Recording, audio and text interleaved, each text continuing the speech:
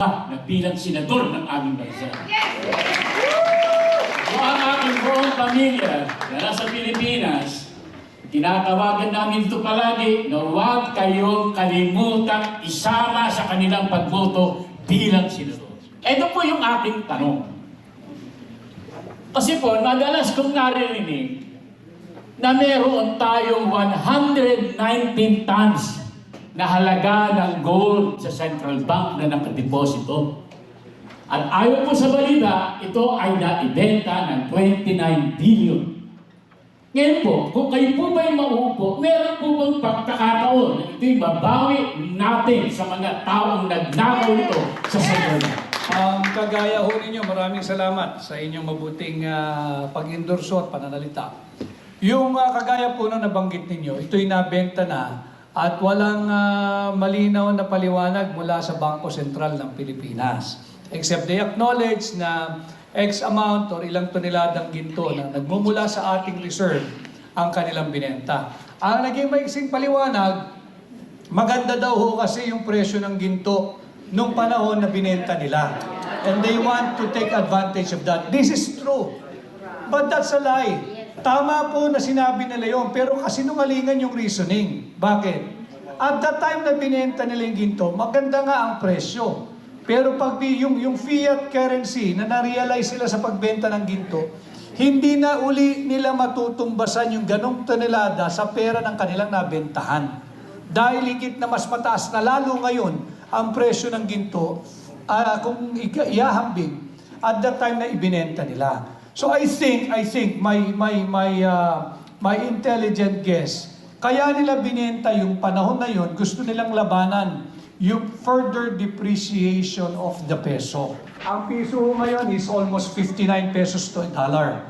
At nung siya'y naupo noong June 2022, I think it's around 55 or 54.90 something. Now it's down to 58.30, 58.50, leading the way hanggang magsi-60 bago matapos ang taon. So yun o yung naging kadahilanan sa tingin ko. Gusto nilang labanan yung further depreciation of the peso. Pero lahat ito ay artificial, lahat ito ay cosmetic method para malabanan mo yung depreciation ng peso. Kinakailangan magsimula ako talaga sa gobyerno eh. Kinakailangan meron tayong fiscal discipline. Kinakailangan meron tayong prudent financial management, planning and spending. Kinakailangan meron tayong austerity. Kinakailangan maghigpit tayo ng sinturon. Again, babalik ko sa inyong home budgeting. You do not spend more than what you earn. Otherwise, you'll end up borrowing. And when you end up borrowing, pati bahay mo, isasangla mo, hindi mo mababayaran yan, andyan ka na ngayon sa kalsada. Kasama ka na sa mga homeless. Ganon din sa Pilipinas. Hindi tayo pwedeng patuloy na mangutang. Dahil wag naman, pag dumating sa punto, yung tinatawag nating debt to GDP ratio, yung accepted global standard for sovereign debt, yan po'y dapat nasa 60% lang based on the debt to GDP ratio. Ang Pilipinas po ngayon elevated na yung ating debt to GDP ratio. Maybe not yet reaching 61%, but it's getting there. And if we do not shape up in our handling of our finances, delikado po ang Pilipinas, mababangkarotin po. Attorney, gusto ko lang po personally, kasi sawang-sawa na po ako dun sa mga elected official natin na nakakaalala lang pag-eleksyon. Kayo po ang pangalawa kong ibuboto kung sakala at ikakampanya. Dahil si Pastor Apollo Kibulit po ang number 1 sa atin. Sigurado po ako mananalo kayo. Pangalawa kayo. Yes! Explain it! Tatanungin ko po sa inyo, kung makita tayo sa iyong panig ng mundo, tatanungin ko ulit sa inyo, kung nagkamali o hindi nyo sinunod yung sinabi nyo ngayon. Nakakakuha pa akong assurance sa inyo, yung pag-asa, na sana po 2 o 3 senador na totoo ang nasa Pilipinas ngayon. Kayo na po yun, isa na doon, i-assure nyo, manggaling sa bibig ninyo, tatayo kayo sa tama, hindi po pwede na okay na. Kasi, ano yan, alam nyo naman kultura ng Pilipino. Sana po, panindigan nyo ngayon, harap-harapan tayo, sasabihin nyo, kung anong sinabi nyo, tatayuan nyo. Sana po, labanan yung mali at itama kung anong tama. Maraming salamat, Renato. Hearing you, talagang sunog na sunog. Talagang pasong-paso ang Pilipino, no? No, yung tinig ninyo. Talagang pasong-paso ang Pilipino. Very, very hesitant at talagang ayaw basta magbigay ng inyong tiwala. Tama po yan. I encourage more of like that. Tama po yan. Yes!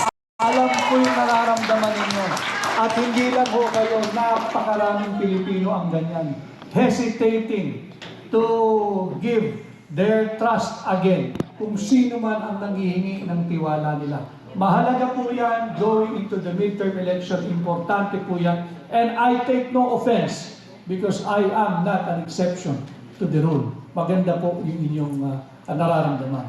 And yes, I will always side, I've said this many times, I will always side with the Filipino people. At tama yun, kahit saan tayong lupalop ng mundo magkita, Salamat po. lumapit ka sa akin at kapag ka Uulitin ko iba po sa na inyong ang pinangalan. aking pinaninindigan, singilin mo ko kahit saan tayo Maraming salamat po. Ganun pa lang.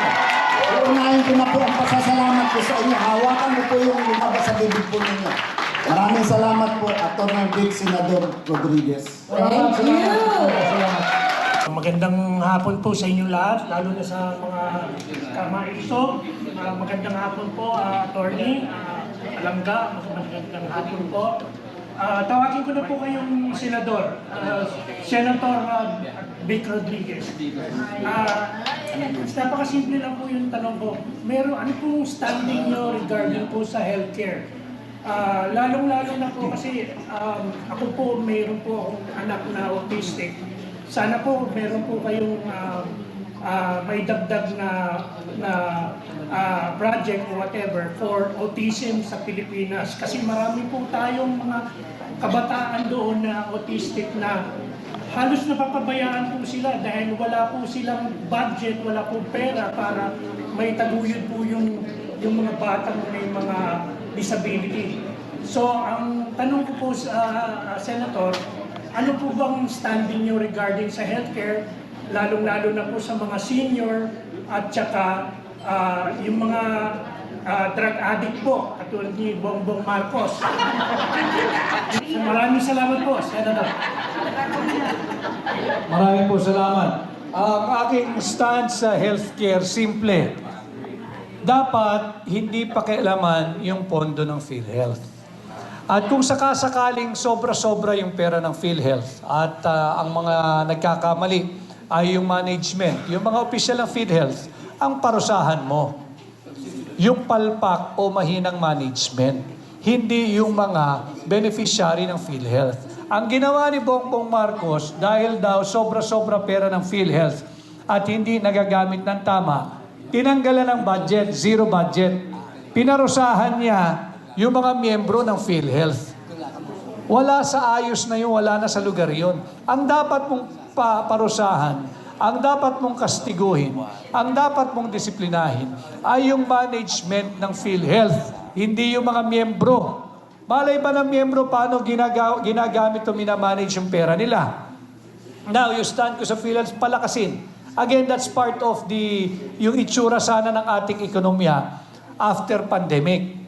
Yung post-pandemic, issue naman talaga yung kalusugan ng pandemic, di ba? Subalit, imbis na palakasin at patatagin natin ang ating sektor ng kalusugan, pinahihina, zero budgeting. If there is really an excess funds ang PhilHealth, dagdagan yung coverage, possibly to include cases of autism. At palakahin din yung coverage. Kung maaari nga 100% na yung coverage para pagka na-hospital yung miyembro, wala nang out-of-pocket expense, zero na. Hindi naman maaabuso yan eh. Sino bang gusto maratay sa ospital? Wala naman eh. But in cases of extreme emergency and need, kung merong na ospital, sana dumating yung araw na pag miyembro ka ng PhilHealth, zero out-of-pocket expense ka na. And sa senior citizens, to include even senior citizens. Alay kong sinasabi, kung sobra-sobra ang pera ng PhilHealth, di palawakin din natin yung coverage. Isama natin yung mga, anong tawag dito sa ginagamit, yung adaptive instrument, yung baston, yung walker, yung saklay, yung wheelchair. Isama yan sa coverage ng PhilHealth. Sobra-sobra pala pera mo eh. Eh di palawigin mo, bakit ilang beses ba bibili ng wheelchair yung nangangailangan? Hindi naman every year parang kotse, gusto ko yun, may bago, upgrade ako.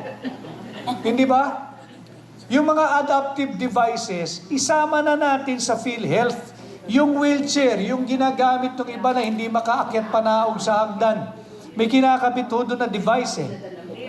Yung lift, maybe it will be too costly, but at least take away 10-20% of the cost of that lift at isama mo sa PhilHealth. Yun yung aking sinasabi. Palakasin natin yung ating healthcare system to include even the adaptive devices for the senior citizens. And for the drug addicts, ang drug addicts ay biktima rin. And they deserve to have some treatment and rehabilitation. Basta't gusto nila. Diba? So, maaari din isama sa PhilHealth yan. Except, of course, the source of their addiction. Ibang usapan yon. War on drugs yun. Pero yung mga drug addicts, biktima rin naman yan eh. Gusto ba nila yung estado nila? I'm sure ayaw din nila. Sino ba naman gusto maging addict? Diba? Except for some, napaka nag-enjoy sila, iba yon. So, yun yung aking stand sa kalusugan. Palakasin natin, include natin, palawigin natin yung coverage to include autism, to include yung assistive devices for the senior citizen and the rehabilitation of drug addicts.